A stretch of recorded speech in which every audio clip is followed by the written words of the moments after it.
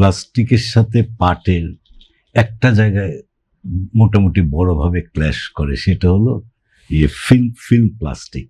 আমরা shopping bag বা film thin plastic, কিন্তু এর বাইরে তো প্লাস্টিকের বিরাট একটা জায়গা আছে। আমরা যে এখানে বসে আছি, আপনার হাতের কলমটা থেকে শুরু করে গায়ের বোতামটা থেকে শুরু করে প্লেন, গাড়ি, মেডিকেল ইকুইপমেন্ট, ফার্মিং, কৃষিতে প্রত্যেক জায়গাতে কিন্তু প্লাস্টিকের ইউজ আছে। তো শক্ত প্লাস্টিক, যেগুলো হার্ড প্লাস্টিক, ওগুলি পরিবেশের জন্য যত ক্ষতিকর, কিন্তু ফিল্ম প্লাস্টিক অনেক বেশি ক্ষতিকর। তবে একটা জিনিস, যে প্লাস্টিক কিন্তু দূষণ করে না, কারণ এটা রিসাইক্লেবল, রিইউজেবল। বসুন্ধরা টিস্যু অশুদ্ধতার বিরুদ্ধে এক বিন্দুও ছাড় নয়। তো আমরা যারা ভোক্তা, ওরা দূষণ করে। Plastic do not litter, consumers too. So আমাদের এই জায়গাটাতে মনোযোগ দেওয়া দরকার, নীতি নির্ধারকদের এই জায়গাটায় মনোযোগ দেওয়া দরকার প্লাস্টিকের বেলায়।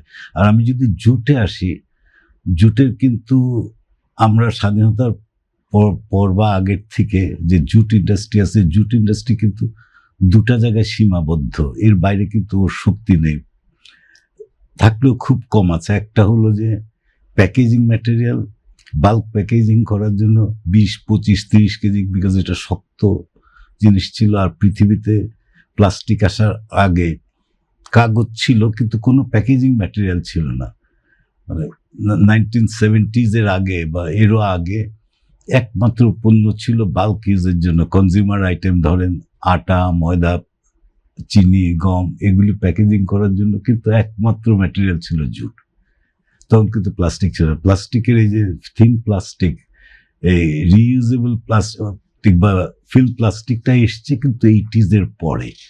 তখন থেকে কিন্তু আমরা প্লাস্টিককে এবং জুটের সাথে মুখোমুখি করে দিয়েছি, এবং এটার কারণও আছে। কারণ এটার জন্য জুট ইন্ডাস্ট্রি আস্তে আস্তে অনেক পেছনে পড়ে গেছে।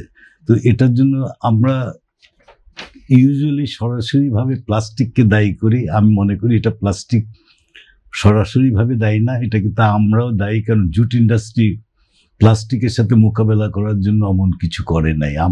আমি যখন ব্যবসা শুরু করি, জুট দিয়ে শুরু করি। তো তখন ম্যাক্সিমাম আইটেম যেটা, যাতে আর্লি 80s যে বাল্ক প্যাকেজিং এর জন্য, সে আটা, ময়দা, চিনি, পেঁয়াজ, এগুলি সব 50 কেজি নেয় বা বড় ব্যাগের জন্য যেত। তা আস্তে আস্তে পৃথিবীতে লাইফস্টাইল চেঞ্জ হয়ে গেছে। লাইফস্টাইল চেঞ্জ হওয়ার পরে আস্তে আস্তে প্যাকেজিং কিন্তু ছোট হয়ে আসছে। 84 পরে ওয়ার্ল্ড হেলথ অর্গানাইজেশন ডিক্লেয়ার করলো যে 25 কেজির বেশি হিউম্যান হ্যান্ডলিং হবে না। তো জুট কিন্তু 25 কেজির জন্য তৈরি না।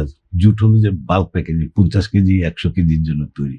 তো যখন 25 কেজি ওর যত ছোট প্যাকেজিং হয়, ওটা কিন্তু রিটেল মার্কেটে যায়।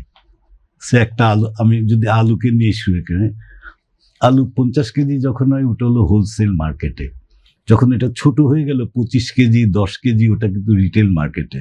তো রিটেল, আপনি যখন দোকানে যান, প্যাকেজটা সেল করে, নট দ্য প্রোডাক্ট।